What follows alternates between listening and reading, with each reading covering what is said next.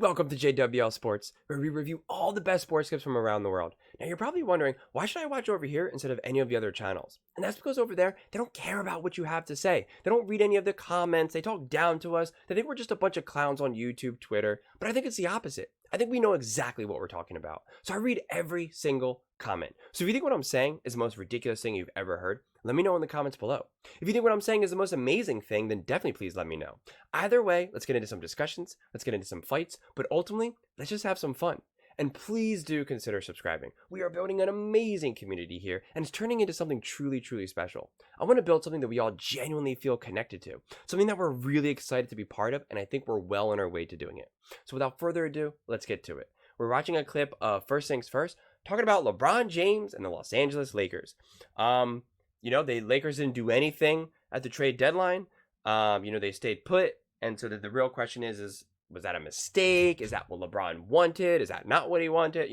What are they doing? Are they already trying to be like, listen, what can we do with LeBron? He's old. He's not who he was. Why are we going to try to, mortgage our future anymore? It is an interesting thing. Do you still continue to go all in on like an AD and LeBron duo? Or do you just say, well, listen, we have to just, continue to accept what we have with LeBron, and it's not, not win or bust with him right now, currently in his career. It is an interesting back and forth, so I'm curious to see what they have to say with regards to this. I just think they're a terribly run team that nobody talks about like they are. There you go. What were they going to do? I don't know. What were the ship out 3 role players to bring 3 new ones in, and that's what I said have them yesterday. adjust to the get system better and be in the mediocre margins at the very least? Do I think that Daniel Gafford is a world changer for Dallas? No, but Dallas got rid of someone they were not using at all to get incrementally better.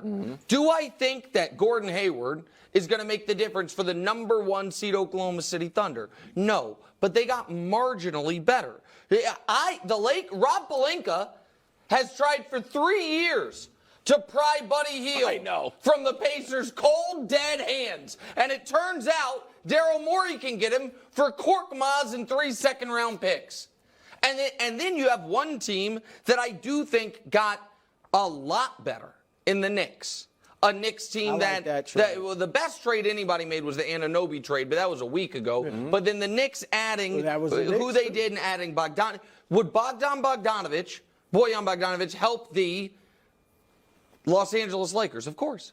He's a guy, Bogdanovic is a guy that we have talked about being a guy that would fit with shooters around LeBron. My point is, I am not mad that they didn't, mortgage the entire future for DeJounte Murray or something. I get that.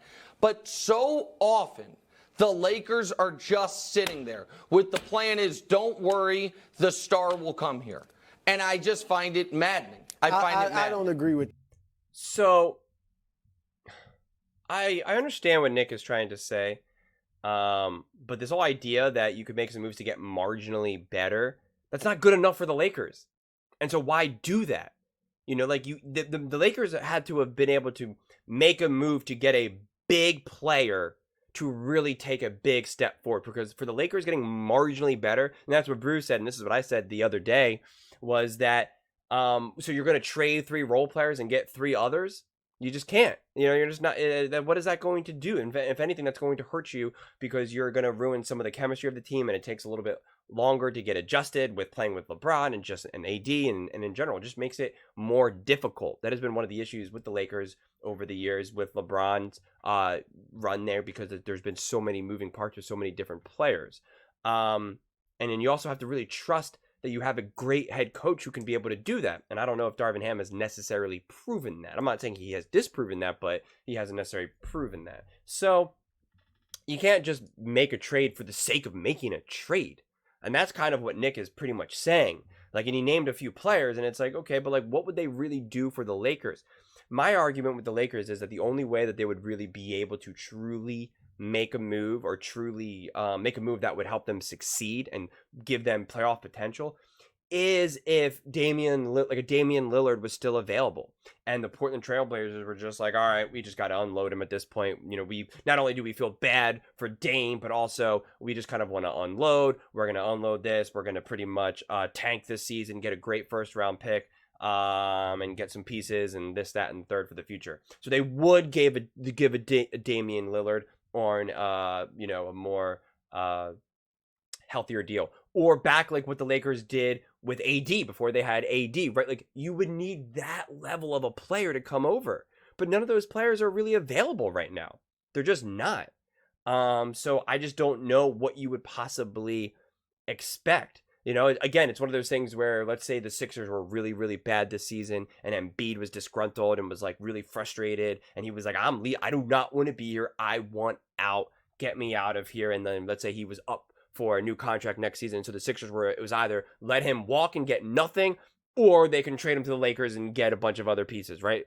Again, that's a made up scenario, but those are the types of scenarios that these teams can usually make a big move, whether it's going into the next season or mid-season. And that opportunity just was not there. It just really wasn't. And again, the Lakers essentially need a Hall of Fame player right now. And someone who's pretty much, it doesn't have to be exactly in his prime, but can't be too far from his prime. They need a big player.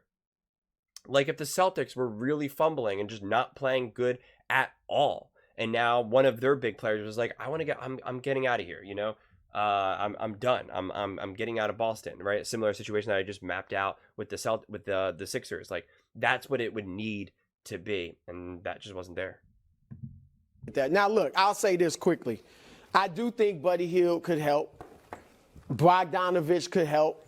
And Royce O'Neal, who went to Phoenix. I think that was a good move. They made a couple of decent moves. Or Xavier Tillman is a backup center instead of Jackson Hayes. So there's some things that can help. Got him. But I also think, look, they went out and got Russell Westbrook. And I never thought that was a good move, but I'm just saying, we can't say they've turned over the roster several times over the last few years. They are trying moves, and it is a difficult thing to adjust to playing with LeBron because he's so good, he does so much. Like, you don't just put somebody in there right next to LeBron and all of a sudden it goes swimmingly, unless all they can do is catch and shoot. Yeah. That's it, or defend and don't do anything on offense. A guy that can do something on his own is going to be an adjustment. That's why I said, rather than bring in some role players, and again, if you can get these guys for nothing, one of them would have helped. But let D'Angelo keep adjusting to LeBron. It's been a while now, but I think they need to just hone in on what they do.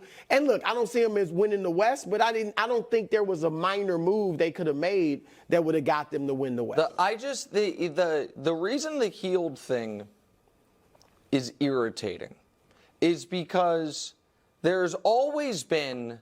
I know Laker fans think there's like this Laker tax, like teams don't want to trade guys to the Lakers because of jealousy or whatever it is.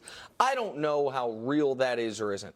There does seem to be a Rob Pelinka tax, that this guy was an agent forever, and a lot of people, didn't have greatest relationships because they were running teams. He was trying to get the best for his clients, and now you see moves that he is unable to make unless it is take everything we have, or we will take on your toxic stuff. Like the Anthony Davis trade was, Anthony Davis made it clear, I want to go there, and then the Lakers gave them every possible asset they could give them, and yes, they got him. The Russell Westbrook trade, you gave away 125 cents on the dollar. When I look at that, we know the Lakers in various times have targeted and prioritized Buddy Hield, and he goes for Marcus Morris, who has now already been reshipped and bought out, Korkmaz, and 3 second-round picks.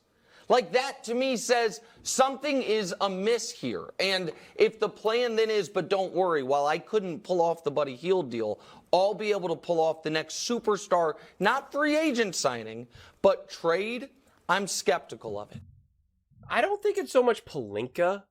I think it's actually probably more LeBron at this point. And I don't blame LeBron, but nobody wants to help LeBron.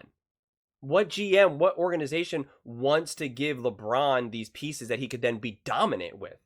None of these people wanted AD to go to LeBron and the Lakers, not because of Pelinka. I mean, that's just silly. They were all like, oh my God, they feared that. They were like, we don't want to have to go up against LeBron and AD for the next 5, 6, 7 years or however many years, they end up playing together, right? That's where the fear and anxiety came from. So you don't want to make that deal. So the Pacers are probably like, oh yeah, Embiid's injured. Embiid can't ever stay healthy. Like, sure, you can have him. What? Like, yeah, you guys could be threatening if you guys can all stay healthy, but like, I don't know about that. You literally have never proven to be able to stay healthy or win in the playoffs. So like, they don't fear that, you know. So that's the difference. I think it's the fear factor of LeBron. And again, you can't blame LeBron. That's not a dig at LeBron. That just shows you how amazing LeBron is. And I just don't think anyone wants to help improve the Lakers and LeBron, because if you give LeBron great pieces around him, he can obviously win and just do damage game after game, series after series. So who wants to help that? Especially only if you can get good pieces in return. Not to mention, other teams also know that the Lakers are, that the teams around LeBron, the franchises, are more desperate to make moves because they know LeBron can get disgruntled. They know it's win now with LeBron. So it's like, sure, you want AD? Yeah, give us everyone you got. You know, give us these pieces. We're not going to just give up AD. And it worked. They did it. So why would other GMs do differently if that's what's proven to work? And again, I think that's less about Pelinka and more about just LeBron James in general. But what do you guys all think? Do you think the Lakers should have made some moves? Do you think LeBron James should have maybe been more vocal, tried to get something done? Do you think LeBron should have been traded? Would love to hear your thoughts on this one. Please let me know in the comments below. Please don't forget to subscribe. As I said, we are building an amazing community here, and I would absolutely love to see you part of it. And please don't forget to give this video a thumbs up. It really does help with the visibility and the algorithm, and I would greatly, greatly appreciate it. Thank you so much, and see you next time.